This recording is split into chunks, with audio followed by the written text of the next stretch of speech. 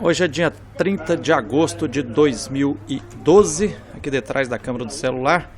Eu, Frei Gilvanda Luiz Moreira, assessor da Comissão Pastoral da Terra. Eu estou aqui em Caxias do Sul, no Rio Grande do Sul, na Universidade de Caxias do Sul, né, e vim aqui participar e também fazer palestra no primeiro Congresso Internacional dos Direitos Humanos, que está acontecendo aqui na Universidade. Direitos Humanos, Emancipação e Ruptura. Né? Vamos entrar aqui perto do Centro de Ciências Jurídicas, tentar conversar com uma das professoras que está inaugurando aqui esse... Boa tarde. Boa tarde. Professora Mara Oliveira e o professor Adir Heck, né? Isso. Beleza. Professora Mara, você é uma das organizadoras aqui desse primeiro Congresso Internacional dos Direitos Humanos, Emancipação e Ruptura, né? Sou uma das professoras que está na organização, sim. Esse evento que é do Centro de Ciências Jurídicas, vinculado ao programa de mestrado em Direito.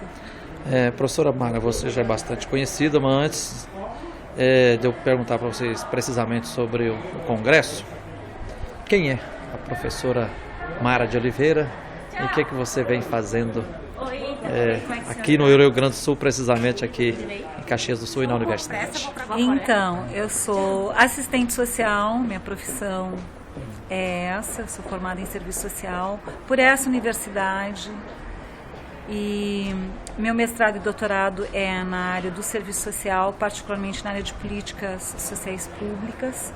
Sou professora do curso de serviço social aqui desta universidade e desde este ano eu estou como professora do programa de mestrado em Direito, né, na área das políticas sociais públicas. Né. Sou formada há bastante tempo, estou na universidade também há bastante tempo, estou aqui já há 32 anos, né, entrando no 33º. E isso, basicamente, eu vivo da academia, sou uma professora de tempo integral, sou professora dou aula, então atuo bastante na área de ensino, pesquisa, sou uma pesquisadora na área de políticas sociais públicas, pesquiso dentro da área de políticas sociais públicas 3 questões muito particulares. Uma que é família. A outra é organização e gestão das políticas públicas e a outra é a assistência social, a política pública de assistência social, hoje, todos os seus programas de enfrentamento à pobreza extrema. E com certeza isto foi um dos motivos também que me trouxe a me inserir junto com outros colegas, o Adir, que é um advogado. Professor Adir Heck. Somos da velha guarda aqui na UX. Depois eu vou perguntar para ele. E no programa de mestrado em Direito.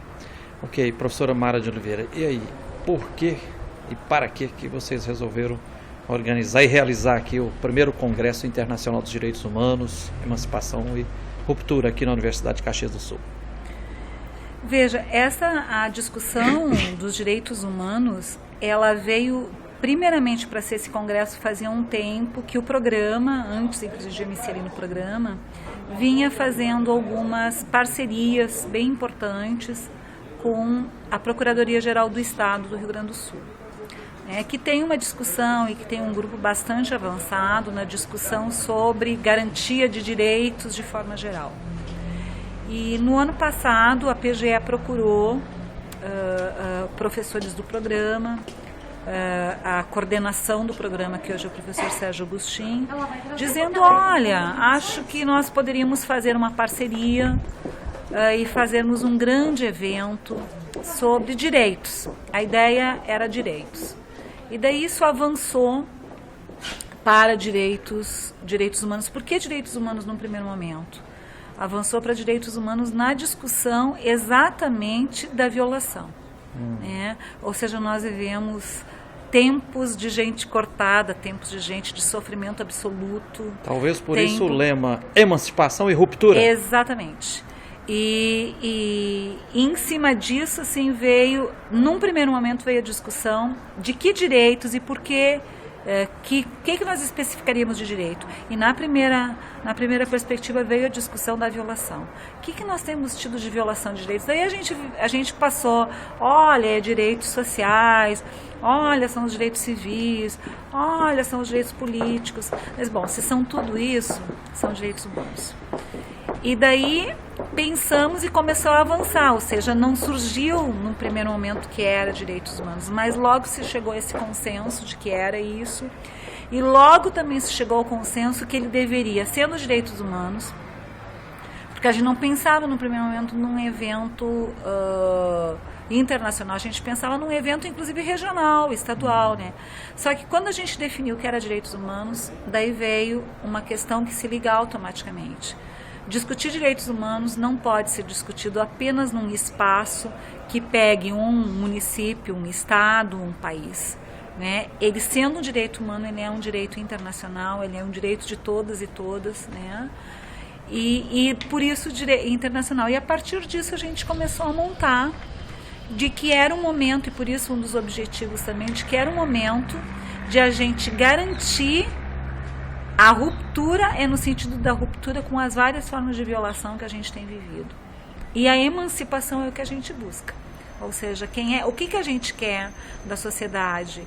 O que a gente quer da vida em sociedade? A gente quer que a gente possa ser emancipado e viver a dignidade na sua totalidade. A totalidade que um ser humano pode viver.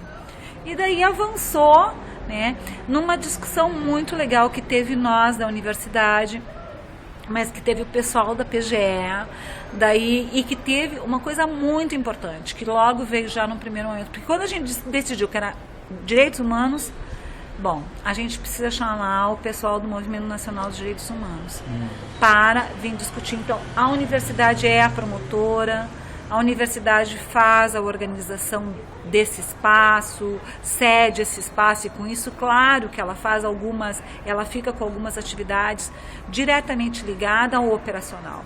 Mas todas as decisões, todas as discussões, elas foram feitas na parceria, com 3 representantes diretos dos movimentos, do Movimento Nacional dos Direitos Humanos, que estão aqui, que estão nas mesas, e com a PGE. O tempo todo discutindo. E daí a gente definiu isso também, que é uma coisa legal desse congresso, que é assim, se for pego a programação do congresso, a gente vai ver que todos têm os painelistas. Um representante da sociedade civil, um representante do Estado e um representante da academia. E que as coordenações... Colocar essas 3 perspectivas em conjunto e no diálogo, na reflexão. Por quê? Porque se a gente quer ruptura, que é essa ideia, a gente quer descrever e analisar essa realidade. Mas se a gente quer emancipação, a gente quer achar alternativas. E as alternativas, elas não estão vinculadas apenas a um segmento social. Ou seja, a academia, e eu aqui representando a academia, ela tem sim, é da sua função, constituir pesquisas, constituir conhecimento, né? Agora, isso só pode ser feito se a gente discutir diretamente com os movimentos sociais organizados, para que a gente possa pressionar o Estado a fazer aquilo que é direito de todos e dever do Estado. Então, se for pego a programação toda, ela tem isso. Mesmo às vezes, quando tem uma coordenação que é só de um segmento, em painéis, por exemplo, pega as palestras, as conferências, daí a conferência é uma só pessoa. Só que daí... Teve a de abertura com o Emir Sader, né? Sader. Daí, mais o Emir Sader, apesar de ele ser um professor, ele se coloca como militante do movimento, né? Daí a gente vai pegar a coordenação, vai ter um representante da academia, que foi o professor Adir, um representante do movimento social, que foi o padre Gilney, e um representante do Estado, que foi o procurador Juliano. E assim sucessivamente. Então, mesmo aquelas conferências, a gente tem 3 conferências. Eu achei legal o formato que vocês deram assim: direitos humanos e diversidade, direitos humanos e justiça social, direitos humanos e as questões ambientais. Por que essa organização? Veja, porque daí é exatamente isso. A gente não colocou primeiro congresso por nada. A gente está esperando, a gente já esperava antes de receber toda essa população que se inscreveu. A gente não imaginava que íamos ter tal Inclusive, parece que vocês tiveram que limitar porque apareceu mais gente do que Exatamente. o espaço comportava? Nós esperávamos entre 700 e 800 pessoas, apesar de a gente ter até pensado em 1.000, e nós tivemos quase 1.600 inscritos, nós tivemos 1.572 inscritos. Né? Então, por que isso? Pela discussão, isso que é um barato de falar, coisa tão importante quanto isso, esse congresso hoje aqui, ele é maravilhoso, eu acho, enquanto seu produto da participação, enquanto as discussões que a gente vai ser feito e para o público em geral. Mas para aqueles que participaram da comissão, o melhor, eu acho que foi as nossas discussões. Porque cada um desses temas, ele foi discutido. E por que direitos humanos e alguma coisa? Porque hoje é muito fácil a gente encher a boca e dizer que a gente quer direitos humanos garantidos, né? Mas a gente começou a discutir que a gente tem que dar codinome ou tem que dizer sobre o quê, em que aspectos. E esta, aliás, foi um dilema. Quais eram os aspectos que a gente ia discutir num congresso? Daí a gente pensou, bom, mas esse é o primeiro. Nós queremos outros. Então, nós pensamos em questões que estão hoje muito violadas. Foi essa a questão. Então, o primeiro foi aquela memória, justiça e verdade, que tem a ver com toda a discussão que a gente está fazendo hoje no Brasil, em cima de todos os companheiros e companheiras que foram torturados, que foram os crimes da ditadura civil-militar. Bom, essa não tinha o que dizer, porque ela está aí, né? Depois pensamos assim, bom, por que diversidade? Não tem como discutir a questão dos direitos humanos sem discutir uma questão que bate diretamente na usurpação dos direitos, nas várias formas de discriminação, das mulheres, né? Dos negros, de todo o que compõe os chamados homossexuais, né? População então, LGBT, exatamente. né? Então, o que aconteceu? Foi isso, diversidade era dado. Segundo, bom, mas a gente tem uma questão que pouca gente está discutindo, que é a vinculação. Direitos humanos, não tem o que discutir direitos humanos de cada um se a gente destruir o meio ambiente. Claro. Né? Então foi em cima de cada uma dessas discussões, e daí não pode só ser direitos humanos, tem que ser direitos humanos e alguma coisa, ou para dizer de que lugar a gente está particularizando. No final, a gente viu, depois de todas as discussões, quando já estava pronto na rua e tudo mais, o material, que nós tínhamos que ter colocado para esse congresso uma questão que é tão importante quanto as outras, mas aí não tinha mais como, vai ficar para o próximo, que é a questão da comunicação e da mídia. Porque se a gente tem... Direitos humanos e comunicação e mídia. Porque se a gente tem uma questão muito séria de usurpação de um direito coletivo, que é o planeta, que tem a ver com o meio ambiente, a gente tem hoje um dos canais que não tem contribuído no sentido de emancipação e ruptura, ao contrário, que é a mídia e que são vários os meios de comunicação. Então, este vai ficar para o próximo, mas só para dizer assim que no debate nós damos conta até disso. Então, para mim, pessoalmente, foi um dos momentos muito ricos da minha Foi caminhada muito trabalho para organizar, mas você está feliz com a realização, né? E depois... eu acho que até o trabalho, assim, ele é trabalhoso, mas... vale a pena. E não tem isso assim, quando tu tá vendo, e as discussões, o que foi mais trabalhoso? Essas 2 últimas semanas.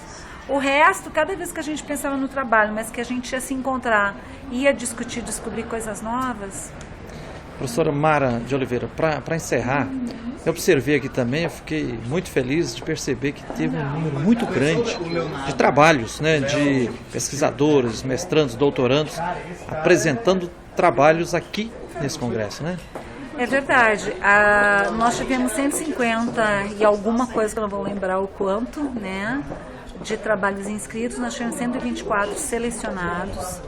Isso é bastante, é significativo. E veja, e aonde que a gente... Estão sendo apresentados nas tardes, né? Nas tardes, que é quinta e amanhã sexta. E uma coisa que merece, talvez, um estudo, que é de diferentes áreas de conhecimento. Nós temos da filosofia, nós temos da sociologia, nós temos do direito, nós temos do serviço social, nós temos da educação. A gente não sabe quantos, porque a gente ainda não tabulou isso. Agora, quais são os 2 eixos que a gente tem mais trabalhos? Justiça social, e que abrange o mundo, e diversidade. São os 2 que eu acho que só isso merece a gente fazer um estudo melhor, e até quando a gente for apurar melhor os dados para fazer o relatório, de verificar isso. Ok, professora Amaral. Obrigadão e parabéns, viu? Tá bem, tchau. Aproveitar a presença aqui do professor Adir Resch, que também é professor aqui da universidade, professor também da Universidade de Lisboa, não é, professor Adir? Isso. Você também está participando. Qual a importância que o senhor percebe na realização desse Congresso Internacional dos Direitos Humanos, Emancipação e Ruptura, e como é que você vê a questão dos direitos humanos hoje no Brasil? Primeiramente, é uma grata satisfação ver o número de participantes, o número de pessoas interessadas. Quando há muita gente pensando a mesma coisa, a gente tem condições de efetivamente levar a ideia adiante. Eu sempre digo, Jesus Cristo sozinho, né, revolucionou o mundo. Imagina 1.500 pessoas. O conhecimento vai se fazendo de forma coletiva, né? De forma coletiva. Então, esse é o primeiro ponto. Eu acho que a academia tem esse papel, o papel de multiplicar o conhecimento, multiplicar as normas de conduta da sociedade, especialmente nós na área do direito, né? E construir normas de conduta justas. Essa é a grande missão de quem é professor no direito, no mestrado em direito, né, pesquisando sobre o tema, né, especialmente no meu caso, que pesquiso sobre a questão urbanística, né, direito urbanístico. Direito urbanístico e as suas consequências sociais, econômicas e ambientais. Quais, assim, de forma sintética, não pode se estender muito, mas de forma sintética, quais são os principais elementos que você acha que são imprescindíveis ser considerados hoje num direito urbanístico para que de fato ele seja permeado de direitos humanos? Eu acho que se fala muito no caos da cidade, a questão do trânsito, a questão do meio ambiente, etc. Mas eu diria que o principal problema que nós temos hoje na questão urbana é a inclusão social. A grande parcela da sociedade, das classes sociais que ainda vivem nas periferias, vivem fora dos muros da cidade, né, que é o perímetro urbano. Antigamente nós tínhamos um muro, né, que excluía as pessoas. Hoje nós temos o perímetro urbano, mas para fora do perímetro urbano normalmente mora mais de 70% da população. Então a inclusão social dessas pessoas, a construção de espaços adequados, planejados para as diferentes classes sociais e fazendo uma inclusão total, é para mim o principal tema, né, que nós temos hoje, que deve ser abordado na questão urbanística, até porque isso tem consequências ambientais, tem consequências sociais. Se não há dignidade, não há garantia da dignidade sem alguém ter um lugar digno para morar. Ok, professor Adir Resch, muito obrigado. Nós que agradecemos. Ok, prazer é todo meu aqui. Então aqui detrás do celular, eu, Frei Gilvando Luiz Moreira, nesse dia 30 de agosto de 2012, aqui participando do primeiro Congresso Internacional dos Direitos Humanos, né? Emancipação e Ruptura, aqui na Universidade de Caxias do Sul, no Rio Grande do Sul. Um abraço, Frei Gilvander.